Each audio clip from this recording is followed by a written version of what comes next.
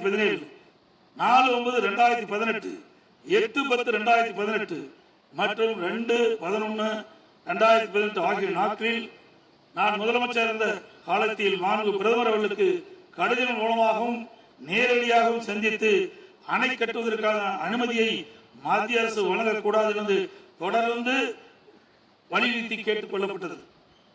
மேலும் 5/7/2017 மற்றும் 23/11/2017 ஆகிய நாட்களில் மத்திய நீர்வள ஆதாரத்துறை அமைச்சரையும் நேரிலே சந்தித்தும் கடிதம் வாயிலாகவும் கர்நாடக அரசுக்கு மேகதாது அணை கட்ட எவ்வித அனுமதியும் மத்திய அரசு வழங்கக்கூடாது என வலியுறுத்தப்பட்டது. ஏற்கனவே உச்சநீதிமன்றம் பெங்களூர் நகரின் குடிநீர் தேவை உட்பட பிற பயன்பாட்டுக்காக 14.75 டிஎம்சி அடி நீரை கர்நாடக அரசுக்கு கூடுதலாக அளித்து உத்தரவிட்டுள்ளது. இந்நிலையில் மீண்டும் பெங்களூரின் குடிநீர் தேவைக்கென 67 டிஎம்சி அடி நீர் கொள்ளளவு கொண்ட மேகதாது அணையை கட்ட கர்நாடக அரசு முயற்சிப்பது தமிழ்நாட்டை பாலைவனமாக்கும் உள்நோக்கம் கொண்ட ஒரு செயலாகும். எனவே இவ்வணை கட்டப்பட்டால் தமிழ்நாடு மக்களின் வாழ்வாதாரமும் உரிமையும் கடுமையாக பாதிக்கப்படும். மேலும் நீர் பற்றாக்குறை ஏற்படும் ஆண்டுகளில் கடந்த காலங்களைப் போலவே காவிரி நீரை முழுமையாக தனது உபயோகத்திற்காக கர்நாடகா பயன்படுத்தும் நிலை உருவாகும். இதை தவிர காவிரி படுகையில் மேற்படுகை மாநிலமான கர்நாடகா புதிய அணை கட்டுவதற்கான எந்த ஒரு அனுமதியும் மத்திய அரசு வழங்கக்கூடாது என்றும் உறுதிபட எடுத்துரைக்கப்பட்டது. மேலும் உச்சநீதிமன்ற ஆணைக்கு எதிராக கர்நாடக அரசின் மேகதாது திட்டத்திற்கான விரிவான திட்ட அறிக்கைக்கு அனுமதி வழங்கிய மத்திய நீர்வள குழுமத்தின் தலைவர், கர்நாடக நீர்வளத்துறை அமைச்சர் மற்றும் கர்நாடக உயர் அதிகாரிகள் மீது நீதிமன்ற அமைப்பது வழக்கு எனது உத்தரவின் பேரில் 5/12/2012 உச்ச நீதிமன்றத்தில் தாக்கல் செய்யப்பட்டது. மீண்டும் மேகதாதுவில் புதிய அணை கட்ட விரிவான திட்ட அறிக்கை தயாரிக்க மத்திய நீர்வள குழுமம் கர்நாடக அரசுக்கு அளித்துள்ள அனுமதியை திரும்ப கோரி மத்திய அரசை வலியுறுத்தி தமிழ்நாடு சட்டப்பேரவையில் 6/12/2018 அப்போது முதலமைச்சர் இருந்த நான் கொண்டு வந்த தனி தீர்மானத்தை ஒருமனதாக நிறைவேற்றப்பட்டது. அனைத்து இந்திய அண்ணா திராவிட முன்னேற்ற கழகத்தை பொறுத்தவரைக்கும் 1986ஆம் ஆண்டு மாண்புமிகு புரட்சித் தலைவர் எம்ஜிஆர் அவர்களால் துவக்கப்பட்ட சட்ட போராட்டத்தை தொடர்ந்து காவிரி நடுவர் மன்றம் அமைத்து அதை மத்திய அரசில் வெளியிடச் செய்து நடுவர் மன்றத்தின் இறுதி ஆணையின்படி காவிரி மேலாண்மை வாரியம் மற்றும் காவிரி நீர் முறைப்படுத்தும் குழு ஆகியவை எனது தலைமையிலான மாநில அரசு எடுத்த தொடர் நடவடிக்கையின் காரணமாக 16/2/2011 உச்ச நீதிமன்றம் இறுதி தீர்ப்பை வழங்கியது. தொடர்ந்து 1/6/18 காவிரி மேலாண்மை ஆணையம் மற்றும் காவிரி நீர் முறைப்படுத்தும் குழு செயலாக்கத்தை மத்திய அரசு அறிவித்து அதனை மத்திய அரசிலும் வெளியிடப்பட்டது. இந்த ஆணையத்தின் பணிகளும் குழுவின் பணிகளும் முறையாக கீழ்கண்டவாறு வரையறுக்கப்பட்டுள்ளன.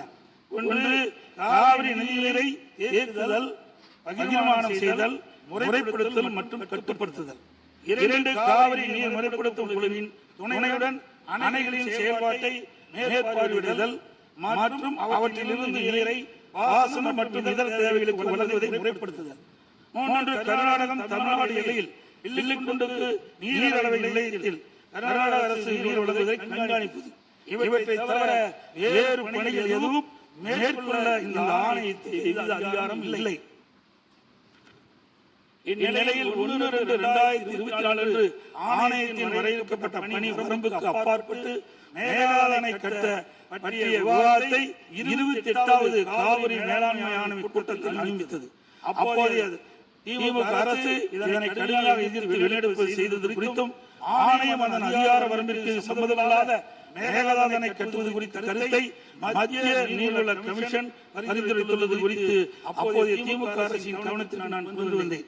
குறிப்பாக 14/2/2024 சட்டமன்றத்தில் நான் எங்களது ஆட்சி காலத்தில் கர்நாடக அரசு மேகதாது அணை கட்டுவது குறித்து விவாதிக்கும் அதிகாரம் ஆணையத்தில் இல்லை என்றும் 2018ஆம் ஆண்டு மேகதாது அணை குறித்து பிரச்சனை மத்திய நீர்வள கமிஷன் பார்வைக்கு சென்றபோது எனது அரசு 5/12/2018 மத்திய நீர்வள கமிஷன் என்ற இயக்குநர் மீது உச்ச நீதிமன்றத்தில் நீதிமன்ற அவமதிப்பு வழக்கை தொடர்ந்து என்றும் இன்னும் அவ்வழக்கு நிலுவையில் உள்ளது. என்றும் திமுக அரசு தொடர்ந்து நடத்திய வலியுறுத்தியோடு தமிழக நலன் பாதுகாக்கப்பட வேண்டும் என்பதையும் உறுதி செய்யும் வலியுறுத்தப்பட்டது. இந்த நிலையில நாம் ஏற்கனவே உச்சநீதிமன்றம் அளித்த தீர்ப்பு நமக்கு ஒவ்வொரு ஆண்டும் கர்நாடக அணையிலிருந்து 177.2 தண்ணீர் திறக்கப்பட வேண்டும். ஆனால் அவர்கள் முறையாக திறக்கப்படுவதே இல்லை. ஒவ்வொரு மாதம் நாம் போராடிதான் கர்நாடக அணையிலிருந்து தமிழ்நாட்டில் தண்ணீரை பெற்று வந்து கொண்டிருப்பதையும் நேரத்தில் சுட்டிக்காட்ட விரும்புகிறேன்.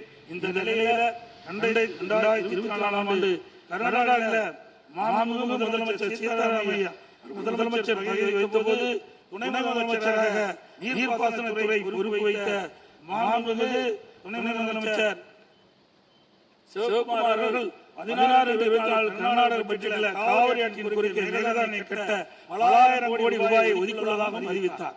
அனைத்து இந்திய அண்ணா திமுக சார்பில் இதை அப்பொழுதே கடுமையாக எதிர்ப்புடன் அப்போதைய திமுக அரசு உடனடியாக சட்ட நடவடிக்கை எடுக்க வேண்டும் என்று வலியுறுத்தப்பட்டது.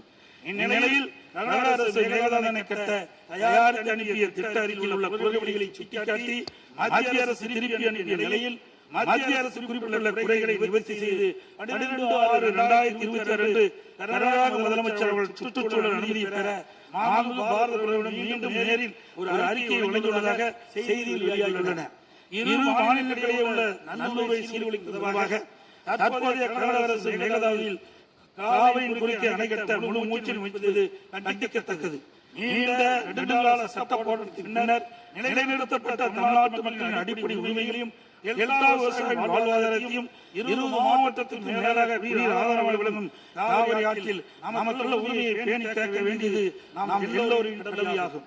கர்நாடக அரசு காவிரி நடுவர்மன்றம் 5/2/2007 அளித்தது இறுதி தீர்ப்பை மதிக்காமலும் 16/2/2012 உச்சநீதிமன்றம் அளித்த இறுதி தீர்ப்பை மதிக்காமலும் தன்னிச்சையாக மேகதாதுவில் அணை கட்ட நிதி ஒதுக்கீடு செய்தும் திருத்திய தொழில்நுட்ப திட்ட அறிக்கை மீண்டும் இம்மாதம் மத்திய அரசிடம் சமர்ப்பித்தது கண்டிக்கத்தக்கது